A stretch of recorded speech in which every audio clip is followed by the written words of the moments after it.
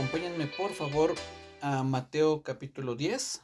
Vamos a Mateo 10. Es un capítulo que hemos estado ya estudiando durante tal vez ya un par de meses. Yo creo que ya llevamos un buen tiempecito con este capítulo, pero pues creo que le hemos podido sacar bastante jugo, valga la expresión, una buena dosis de enseñanza.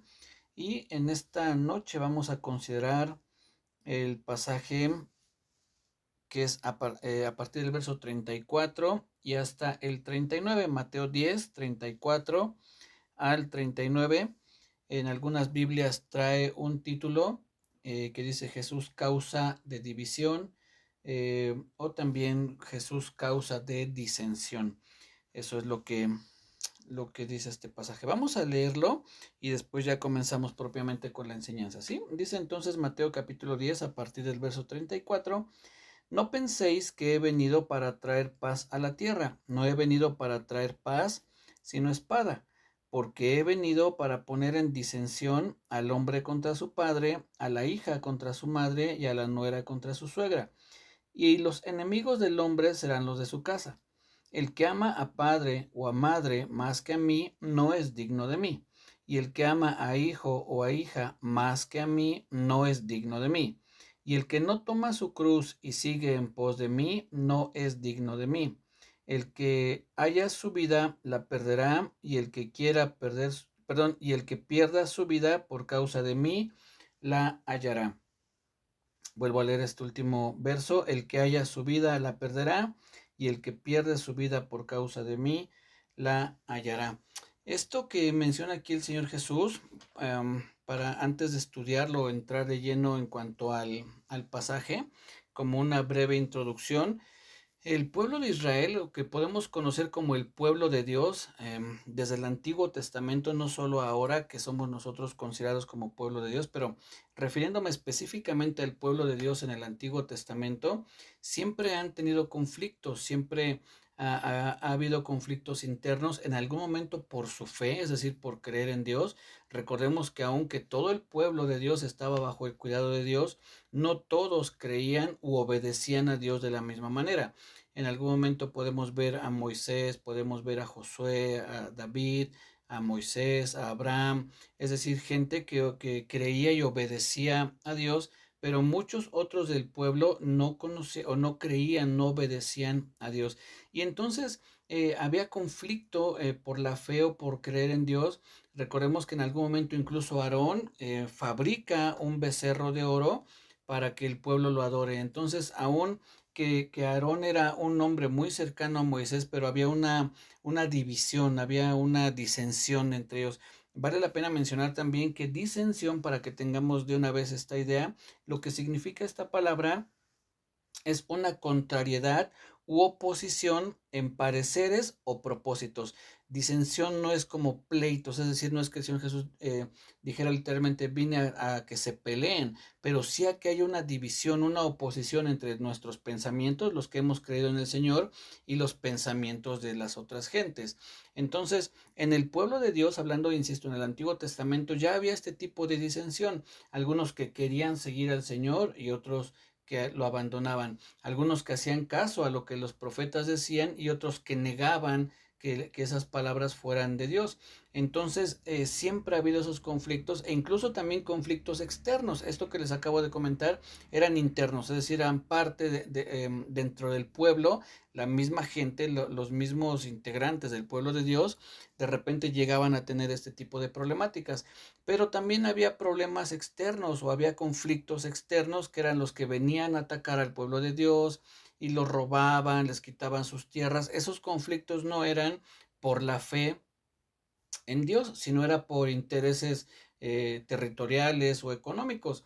Pero quiero decir que esto siempre, el pueblo de Dios siempre ha padecido, aunque en algún momento ha sido por otras cuestiones más allá de la fe, sino por cuestiones económicas o territoriales o conflictos de cualquier otro tipo, ¿sí? Pero en el caso de lo que menciona aquí el Señor Jesús, esto les digo es como una breve introducción para ver que siempre el pueblo de Dios ha tenido conflictos, pero a partir de que viene el Señor Jesús, se crean otro tipo de conflictos. Ya no son esos conflictos por un territorio, por un tesoro, por expandir un reino, sino ahora los conflictos de lo que menciona aquí el Señor Jesús, por ejemplo, en el verso 34, que es el primero que leí, dice, no penséis que he venido para traer paz a la tierra, no he venido para traer paz, sino espada. También es conveniente mencionar que esa paz que menciona aquí, es decir, hay dos tipos de paz, por decirlo de alguna manera, la paz en nuestro interior, la paz que el Señor Jesús sí vino a dar, pero también la paz con otras personas, es decir, el Señor Jesús vino a darnos una paz en nuestro interior, vino a darnos una paz con Dios. Esa paz sí nos la vino a dar, pero no nos vino a dar paz con todas las personas. De hecho, aquí mismo lo dice, no he venido para traer paz a la tierra, dice, he venido para traer espada, no he venido para traer paz, sino espada. ¿Cómo podemos entender eso? Como lo explica después, dice, porque he venido para poner en disensión al hombre contra su padre, a la hija contra su madre y a la nuera contra su suegra, y en fin. Ahora, ya tomando esto como, insisto, una introducción en cuanto a la división que el Señor Jesús causa, esa diferencia entre nuestros pensamientos y los de ellos, como un primer punto que podríamos apuntar sería el punto número 1, Jesús causa de disensión. Jesús causa de disensión sería el primer punto que podríamos anotar.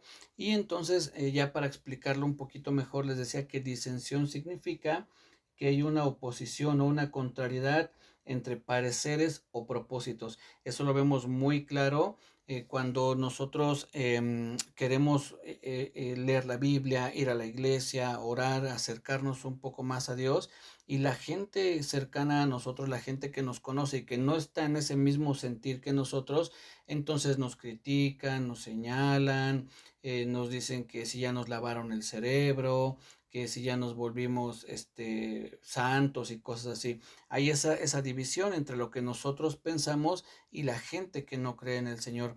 El Señor Jesús dejó muy claro que Él venía a marcar una diferencia, es decir, a dividir las cosas. O creemos en Él o no creemos. Es decir, no hay un punto intermedio, no hay quien diga, bueno, yo creo un poquito y pues no tanto, no, o crees o no crees. Por ejemplo, si gustan ir anotando estas citas, en Juan 3:18 es muy claro cuando él dice, el que cree en mí tendrá vida eterna y el que no cree en mí ya ha sido condenado. Bueno, parafraseando un poco, lo voy a leer mejor para no decirlo de una manera errónea.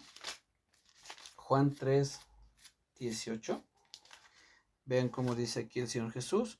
El que en él cree, hablando del Señor Jesús, dice, en el que en él cree no es condenado, pero el que no cree ya ha sido condenado porque no ha creído en el nombre del unigénito Hijo de Dios. Entonces es muy claro, ¿crees o no crees? No hay un punto intermedio.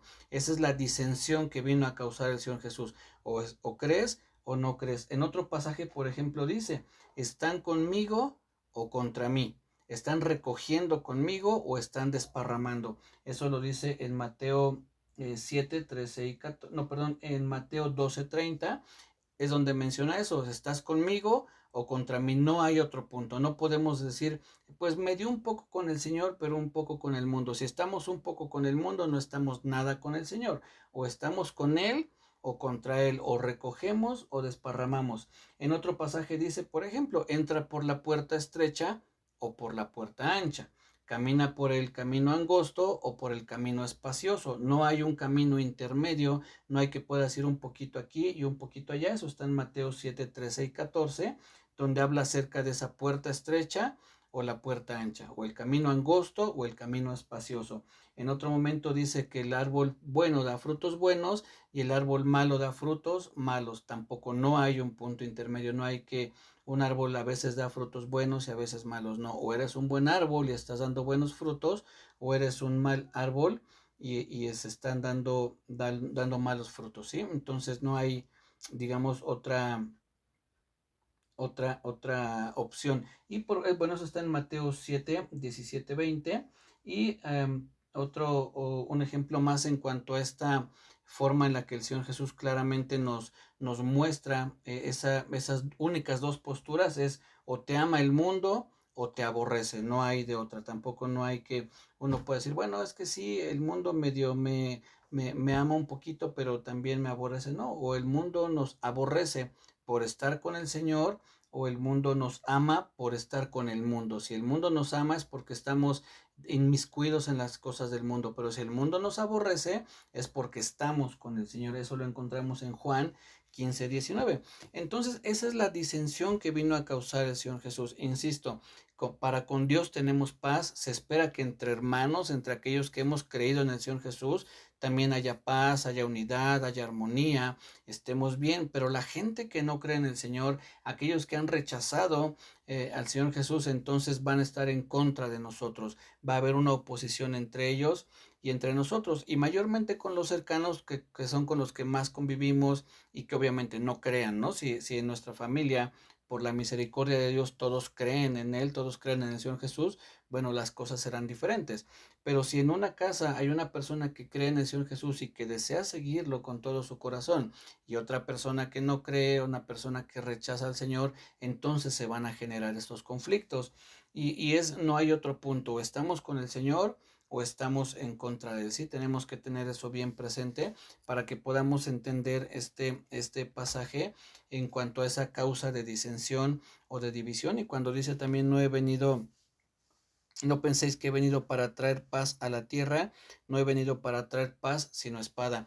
Parece una contradicción cuando después le dice a sus discípulos, mi paz os dejo, la paz os dejo, mi paz os doy, yo no os la doy como el mundo la da, no se turbe vuestro corazón ni tenga miedo.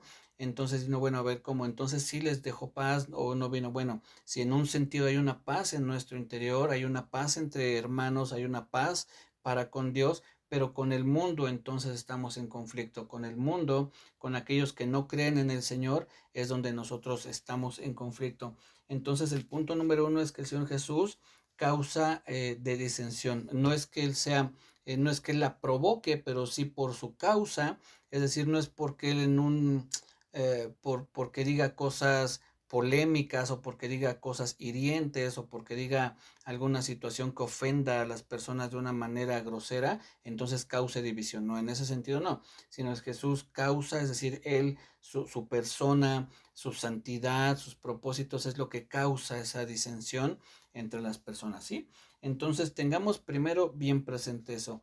El Señor Jesús, con Él no hay puntos medios, estamos con Él, contra Él, recogemos, desparramamos, o creemos o no creemos, tenemos vida eterna, es decir, vamos a estar con Él en la vida eterna o en el castigo eterno.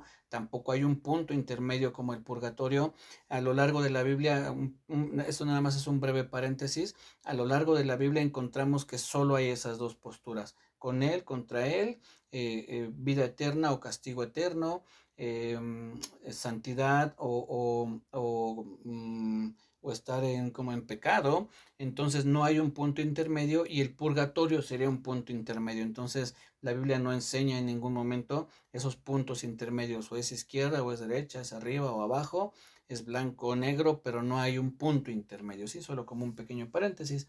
Entonces, bueno, dicho esto, ya tenemos una idea cómo es que el Señor Jesús vino a causar esa división o esa disensión entre la gente que le sigue y aquellos que lo rechazan, ¿sí? Después, el segundo punto vamos a leer, dice, lo primero que dice es, no penséis que he venido para traer paz a la tierra, no he venido para traer paz sino espada, porque he venido para poner en disensión al hombre contra su padre, a la hija contra su madre, y a la nuera contra su suegra, y los enemigos del hombre serán los de su casa. Después el segundo punto es el verso 37, donde dice, el que ama a padre o a madre más que a mí no es digno de mí. El que ama a hijo o a hija más que a mí no es digno de mí. Este segundo punto lo podríamos nombrar a quién amar más. Aquí el Señor Jesús dice, el que ama más. No es que no pueda uno amar al padre o a la madre, al hijo o a la hija, sí debemos amarlo, pero el punto sería a quién amar más. ¿A quién debemos amar más? Pues debemos amar más al Señor Jesús. Entonces, aquí el Señor Jesús, vuelvo a decir, no es que esté diciendo no debes amar a tu padre o a tu madre. E incluso hay otro pasaje donde de repente puede causarnos un poquito de conflicto cuando dice el que no aborrece a padre o a madre, y esa palabra aborrecer en nuestro vocabulario y en nuestra cultura comúnmente la tomamos como odiar, como aborrecer en un sentido negativo. Pero en el caso de ellos, es decir, bajo la cultura en la que se escribió la Biblia y bajo la que se vivieron muchas cosas, aborrecer la idea que expresa es igual, es amar menos. Eso es la idea que expresa aborrecer. No es odiar, no es maldecir, no es, tener odio, ¿no?, en contra de alguien, sino es amar menos. Eso es aborrecer, es decir, amar menos a alguien. Por eso el Señor Jesús dice, el que no aborrece a padre o a madre, en otras palabras, diría, el que no ama menos a padre o a madre que a mí, entonces no es digno de mí. Y es prácticamente lo mismo que está diciendo aquí, el que ama más a su padre o a su madre o a su hijo o a su hija, entonces no es digno de mí. ¿Por qué es que no seríamos dignos del Señor? Porque entonces pondríamos primero a papá o a mamá o a los hijos antes que al Señor. Eh, si yo sé que debo tener comunión con el Señor, que tengo que asistir a la iglesia, que tengo que hacer lo que la Biblia me pide que haga, pero papá o mamá o incluso los hijos no dicen, no, no, no vayas un día a la iglesia. Bueno, que tal vez sí, no ir un día a la iglesia para pasar un día con los papás, no hay un problema, pero si cada semana mi papá o mi mamá o alguno de mis hijos me dice, no, hoy tampoco vayas y hoy tampoco vayas, y llevo 3 meses quedándome con papá en casa porque me dice que no vaya, entonces, ¿dónde estoy poniendo principalmente mi amor? En papá y no en ir a congregarme como la Biblia nos enseña que lo hagamos. Entonces, ahí es donde entra ese cuidado en el que debemos de amar más al Señor Jesús, más a Dios. Recordemos que el primer y grande mandamiento es amarás al Señor tu Dios con todo tu corazón, con toda tu alma, con toda tu mente y con todas tus fuerzas. Es decir, lo más grande de mi amor tiene que ir dirigido a Él. Y obviamente debemos amar, como les decía, a nuestro papá, mamá. Incluso el segundo mandamiento en importancia es amarás a tu prójimo como a ti mismo. Y dentro de la palabra prójimo pues entran también los familiares, ¿no? Papás, tíos, primos, en fin, todos los que podamos mencionar. Y también, claro, obviamente los vecinos y la gente que a veces no conocemos, pero debemos amar más al Señor Jesús para que entonces, si viéndolo ahora desde esta perspectiva también, como viene aquí hablando el Señor Jesús, que nos van dice, los enemigos del hombre serán los de su casa. ¿Quiénes son los de su casa? Pues su papá, su mamá, sus hermanos, sus hijos. Y entonces lo que ellos nos puedan hacer en cuanto a nuestra fe, que nos puedan rechazar, que se puedan burlar, que puedan corrernos tal vez de la casa por creer en el Señor, es algo que duele. Claro, sí duele que un papá te rechace de esa manera, o tus hermanos o tus hijos, pero si nuestro amor está principalmente en el Señor Jesús, entonces ese amor por Él nos va a ayudar a sobrellevar mejor las cosas. No quiero decir que no va a doler, sí, claro que va a doler, va a haber tristeza, pues sí, definitivamente la va a haber, pero teniendo nuestro amor primeramente en Dios, entonces vamos a poder superar de una mejor manera esa situación. Vamos a ver lo que dice, por favor, el eh, Salmo 27, Salmo 27, verso 10. Vamos a ver lo que dice este salmo. Está muy bonito ese verso. Vean el salmista cómo tenía clara esta idea que les estoy compartiendo. Dice el Salmo 27:10, aunque mi padre y mi madre me dejaran, con todo Jehová me recogerá. Aunque mi padre y mi madre me dejaran, con todo Jehová me recogerá. En otra versión, en la Nueva Versión Internacional Castilian, es otra versión diferente a la común que conocemos, dice, aunque mi padre y mi madre me dejaran, el Señor me recibirá en sus brazos. Es una versión diferente a la Reina Valera y está como un poco más tierna, ¿no? Está como un poco más bonita. Dice, el Señor me recibirá en sus brazos. Entonces, cuando nosotros sabemos el amor que nos tiene Dios, el cuidado que nos tiene Dios, bueno, nos podemos refugiar en sus brazos, aun que nuestros padres nos abandonaran por causa de la fe en el Señor Jesucristo. Sí, entonces, ¿a quién debemos amar más? Pues al Señor, debemos de amarlo más a Él. Y si nuestros padres nos rechazan, si nuestra familia nos desprecia, pues debemos orar por ellos. Señor, ten misericordia de ellos, que ellos también te conozcan, que ellos también puedan llegar a la salvación, para que entonces haya esa unidad entre hermanos en la fe, ¿sí? Entonces, tengamos eso presente. El Señor Jesús les viene advirtiendo a sus discípulos todas aquellas situaciones, todos aquellos conflictos que van a atravesar por seguirlo a Él, por amarlo a Él, por creer en Él, y esto es parte de ello. Y Él les está diciendo, yo no vine a traer paz con todo el mundo. De hecho, lo que yo vine a traer esa espada, es disensión, es decir, esa división entre los pensamientos. Y esto es una advertencia, aunque en su momento, como les compartí al principio de este capítulo, cuando recién comenzamos a estudiar el capítulo 10, les decía, este capítulo fue dirigido directamente a sus discípulos, a los 12, pero también les decía, podemos aprender mucho de ello, y aunque hay cosas que fueron exclusivas para ellos, como el ir a recorrer las ciudades de Jerusalén, bueno, eso era únicamente para ellos, esa indicación no es para nosotros, pero lo que después les habla, pues podemos aprender también nosotros, porque vemos que en nuestro caso también padecemos por causa de la fe en el Señor Jesucristo. ¿Sí? Entonces aprendemos de las indicaciones o advertencias que les dio a ellos para que también nosotros podamos tomarlas, y entonces que no nos agarren desprevenido y digamos, Señor, pero ¿por qué me pasa eso? Bueno, ya está aquí una advertencia, que seguirlo a Él nos va a crear conflictos con otras personas, pero debemos seguir poniendo nuestra fe en el Señor Jesucristo, nuestro amor en Él y amarlo más a Él. Hemos estado estudiando en otro lugar con unos hermanos la carta a los hebreos, y ahí podemos ver cómo el escritor a los hebreos pone al Señor Jesús por encima de todo, por encima de los ángeles, por encima de los profetas, por encima de la creación, por encima de Moisés, por encima de Abraham, de Josué. Y lo que hemos podido aprender en el capítulo 2 es cuando dice puestos los ojos en Jesús, es decir, que podamos estar fijándonos en Él, que podamos ver que a Él también lo rechazaron, que a Él también lo aborrecieron, que a Él también lo traicionaron, como puede ser que haya sucedido con alguno de nosotros, que también de Él hablaron mal, y además mintiendo, porque no era solo que hablaran de algo mal que Él hizo y se hiciera un chisme, porque Él no hizo nada malo, sino que todo lo que dijeron de Él eran mentiras. Entonces eso es peor. Y dice ahí en Hebreos 12 que por el gozo puesto delante de Él sufrió el oprobio, es decir, la humillación pública. Él estuvo dispuesto a eso. ¿Por amor a quién? Pues a nosotros, sabiendo que eso iba a propiciar, o es lo que iba a traer a nuestra vida la salvación. Entonces, si a Él lo rechazaron, pues debemos de también nosotros tener en cuenta eso, saber que vamos a padecer muchas de las cosas que Él también en algún momento tuvo que soportar por amor a nosotros, y debemos nosotros de responder a ese amor pues con el mismo amor, ¿sí? Entonces, ¿a quién debemos amar más? Que sería el punto número 2, al Señor Jesucristo. Eso, insisto, lo tomamos del verso 37, el que ama a padre o a madre más que a mí, no es digno de mí. El que ama a hijo o a hija más que a mí, no es digno de mí. Y el punto número 3 sería morir a mí, vivir para Él. Eso sería el punto número 3 en cuanto a este pasaje, morir a mí, vivir para Él. Y eso lo tomamos del verso 38 y 39. Vean lo que dice.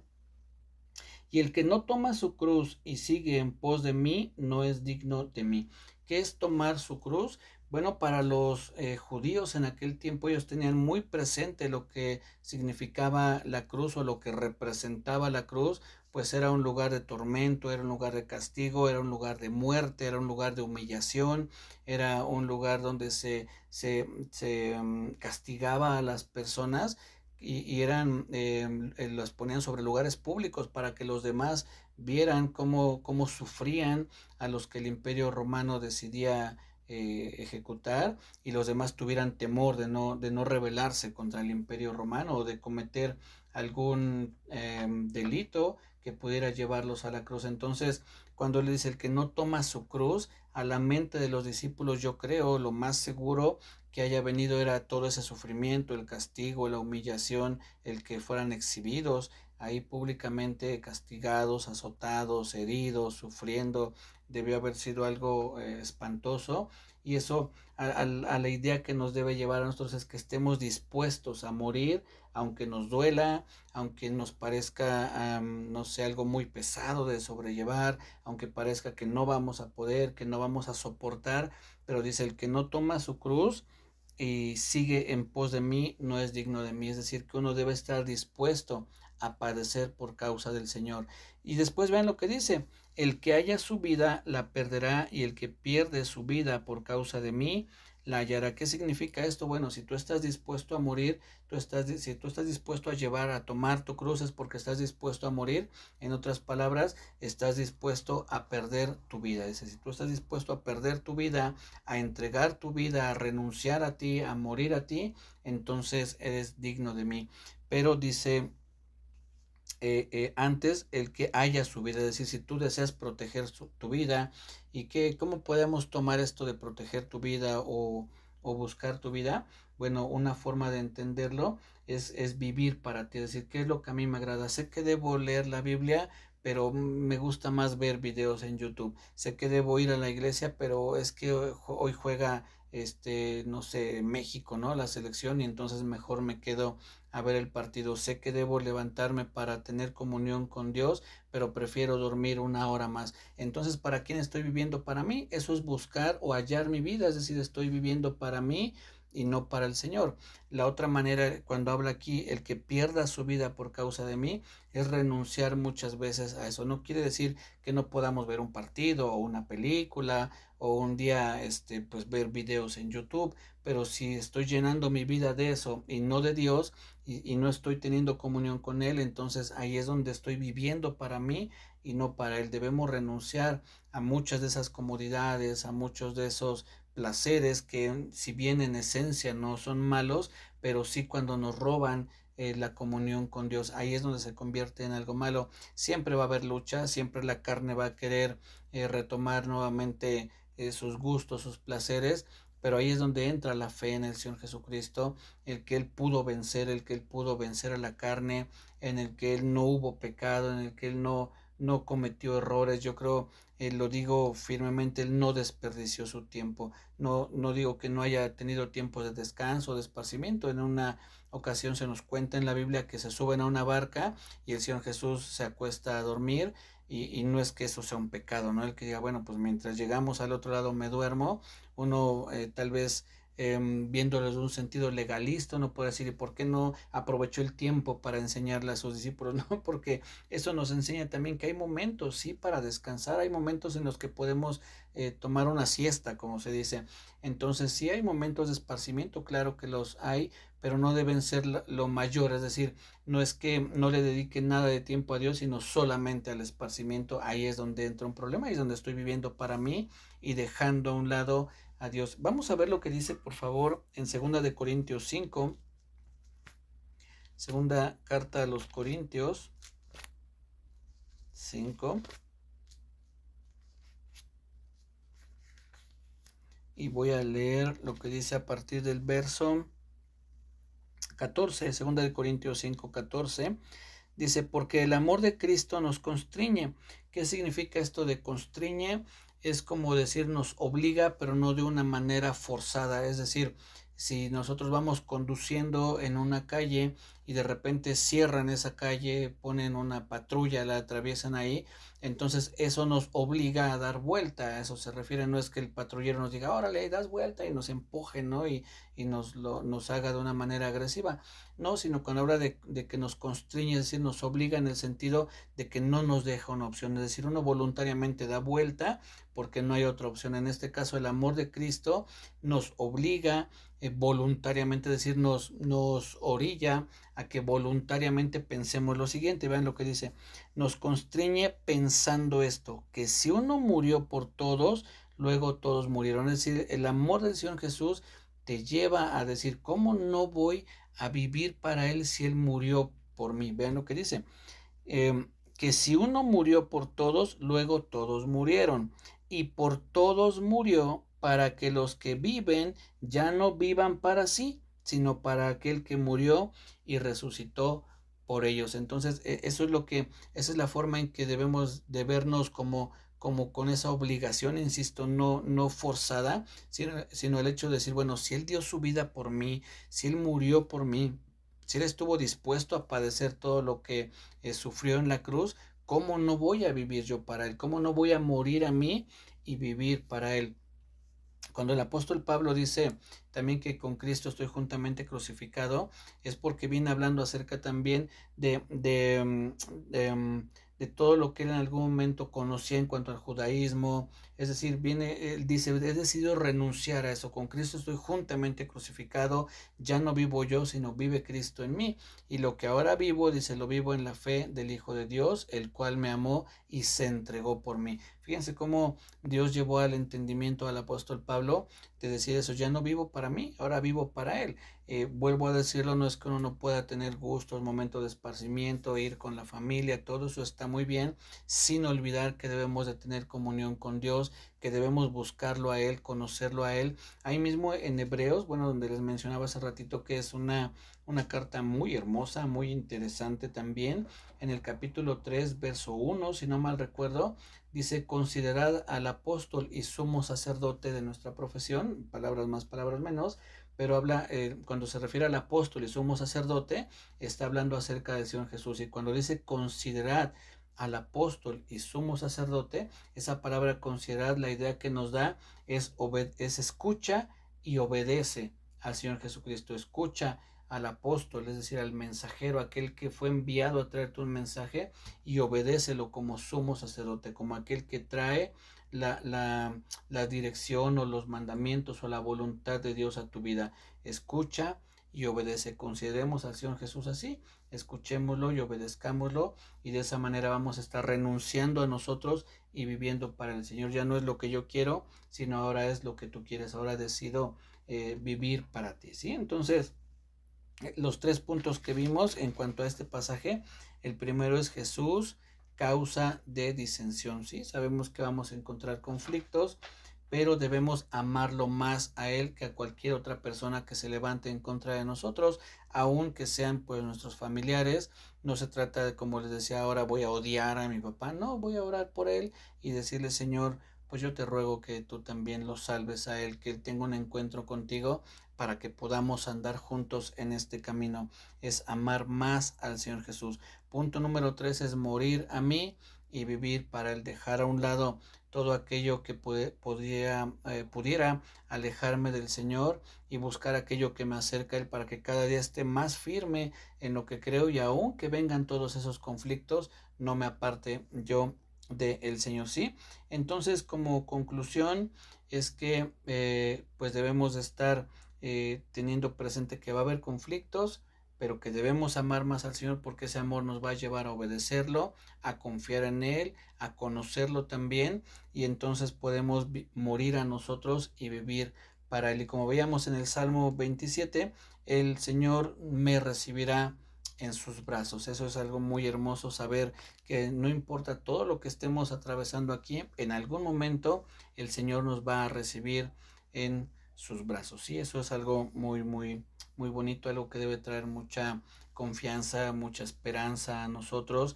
Es algo similar a lo que el apóstol Pablo dice, dice, porque tengo presente que las aflicciones del tiempo, porque estoy seguro, algo así se me falta la palabra, que las aflicciones del tiempo presente no son comparables con la gloria venidera que nosotros ha de manifestarse. Las aflicciones del tiempo presente, todo lo que ahorita podamos sufrir, no se compara con la gloria venidera que nosotros ha de manifestarse. ¿Cuál es esa gloria? Pues estar en la presencia de Dios, estar con Él, y nada de lo que podamos atravesar en este mundo se compara con estar en la presencia del Señor por toda la eternidad. Aunque nuestros papás, hermanos, parientes, vecinos nos rechacen, el Señor nos recibirá en sus brazos, pero debemos estar conscientes de eso, de que existe esa posibilidad de que vayamos a atravesar situaciones, pero que nuestro amor por Él no mengue. No abandonemos al Señor por quedar bien con papá y mamá en cuanto a la fe, ¿no? Entiendo que tenemos que honrar a padre y a madre, tenemos que amar a nuestros hermanos, pero no debemos ponerlos por encima de nuestro amor a Dios. Debemos amarlo a Él. Eso nos va a llevar a renunciar a nuestra vida, a vivir para Él, y tener la esperanza que en algún día, en algún momento, Él nos recibirá en sus brazos, porque le hemos demostrado que lo amamos primero a Él, ¿sí? Entonces, mis hermanos, pues eso es lo que quería compartir en esta noche. Espero haber sido claro, que haya sido de edificación para sus vidas. Nos vemos primeramente Dios el próximo martes, para seguir estudiando la carta a los romanos. Espero que ahora sí ya podamos el martes tener nuestra reunión para ver Romanos, y el próximo jueves, si Dios nos lo permite, pues continuaremos estudiando el Evangelio de Mateo. Cuídense mucho, que Dios les bendiga, que tengan un bendecido fin de semana. Muchas gracias por conectarse